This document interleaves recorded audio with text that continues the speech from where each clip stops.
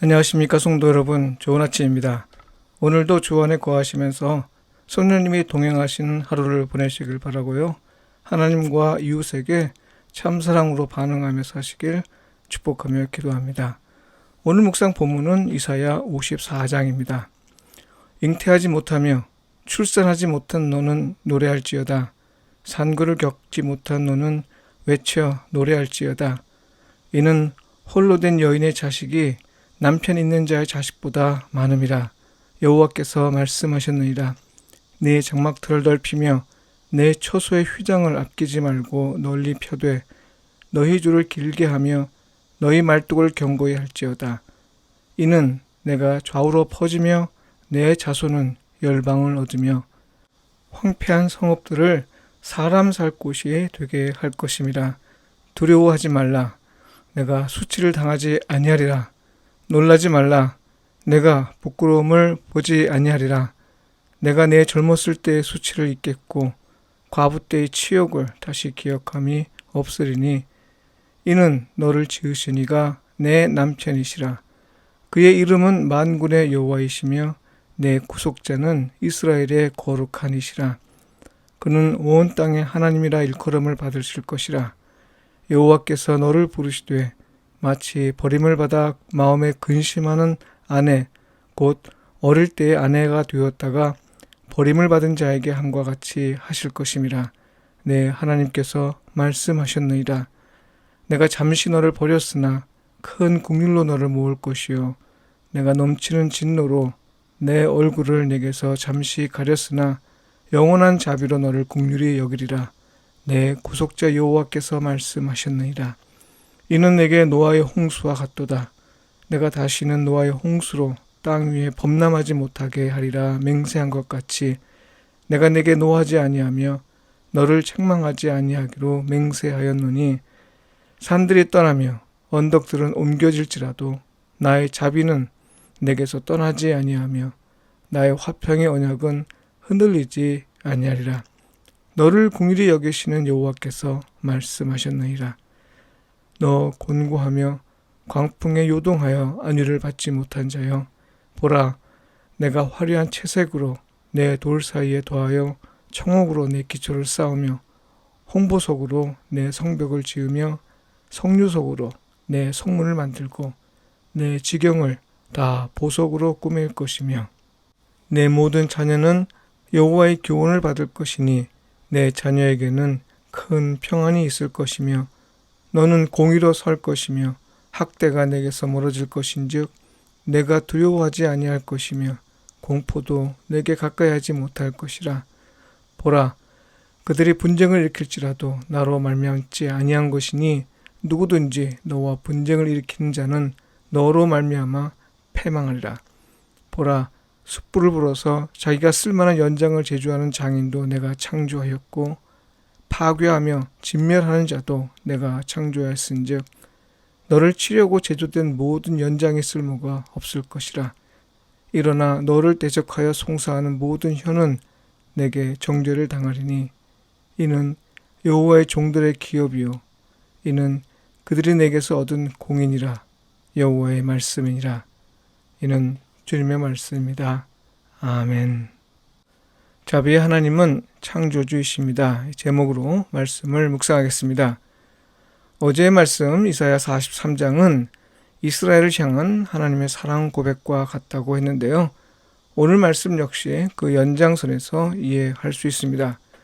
무엇보다 하나님의 당신의 영원한 자비에 따라 이스라엘에게 주시는 새 언약입니다.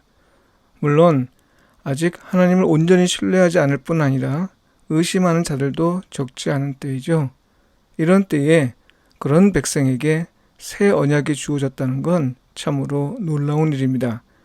자비는 보통 은혜, 긍휼, 인애 등으로 번역되는 히브리어 헤세드에 해당합니다. 남을 사랑하는 마음을 공통 분모로 해서요. 이 마음을 겉으로 드러내는 행위를 상황에 따라 각각 다르게 번역한 거죠. 이사야 54장은 주로 긍휼에 초점을 두고 있습니다. 긍휼의 참 의미는 호세아서에서 발견할 수 있는데요. 이스라엘을 부정한 행실을 반복하는 아내에 빗대어 말씀하시면서 하나님은 호세아를 통해 이스라엘을 긍휼히 여기는 마음을 보여주셨습니다. 여기서 긍휼은 창자가 끊어지는 듯한 고통을 수반하지만 그러함에도 불구하고 사랑 때문에 베푸는 용서, 은혜, 자비의 행위입니다. 하나님이 역경 가운데 있는 이스라엘을 긍휼히 여기시긴 하나 여러분, 이스라엘은 어떤 백성입니까? 여호와 하나님을 떠나 우상을 숭배하고요. 하나님의 율법을 가볍게 여겼고 선지자를 통해 주신 경고에 귀를 기울이지 않았습니다. 하나님을 우상보다 못하게 여긴 것이죠. 하나님을 하찮게 여겼습니다. 결국 하나님의 진노를 초래했고요.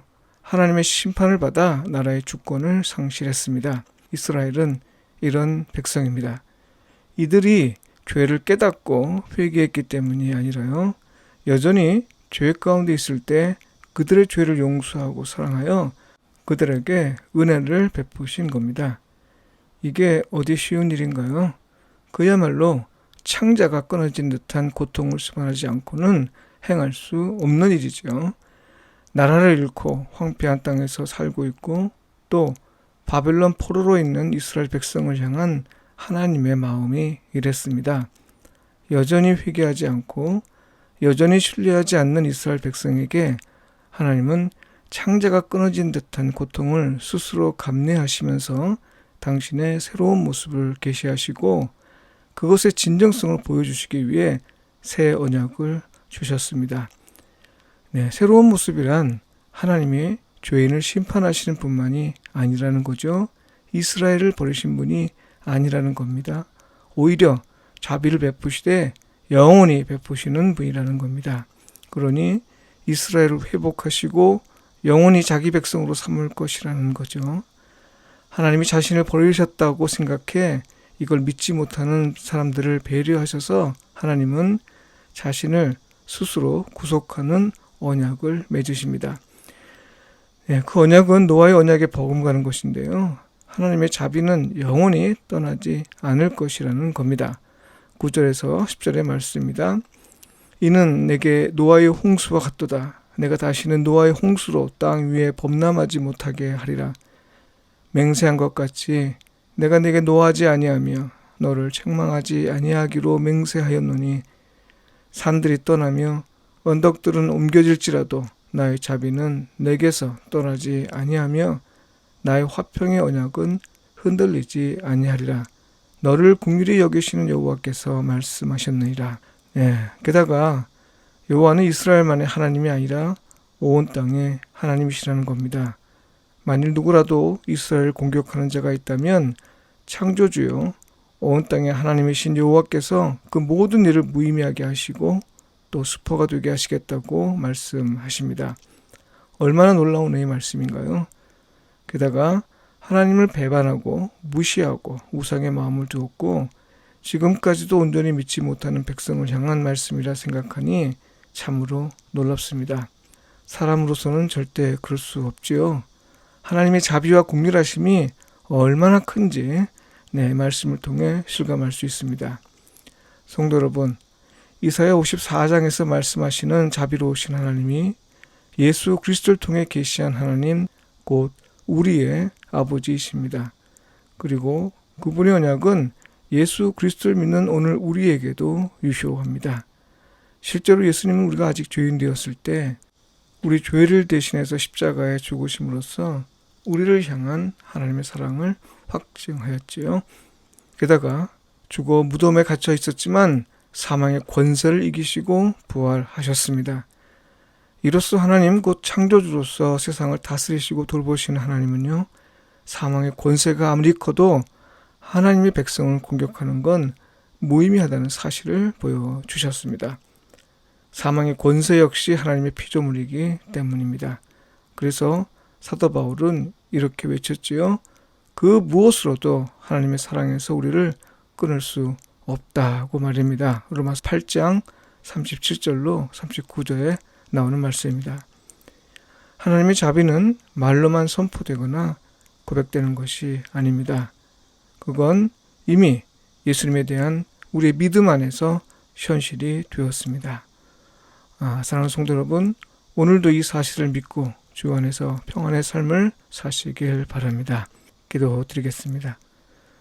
우리를 사랑하신 하나님, 비록 우리가 아직 죄 가운데 있다 해도 우리에게 주신 약속을 지키시는 분임을 믿습니다. 부디 하루의 일상에서 우리가 죄에 빠진 일이 없게 하시고 실수하여 죄를 범했다 해도 우리를 악에서 구하소서. 어떤 일을 만나도 하나님의 자비와 긍휼하심을 신뢰하게 하시어 하나님이 언제나 나와 동행하는 삶을 살게 하소서. 예수님의 이름으로 기도합니다. 아멘.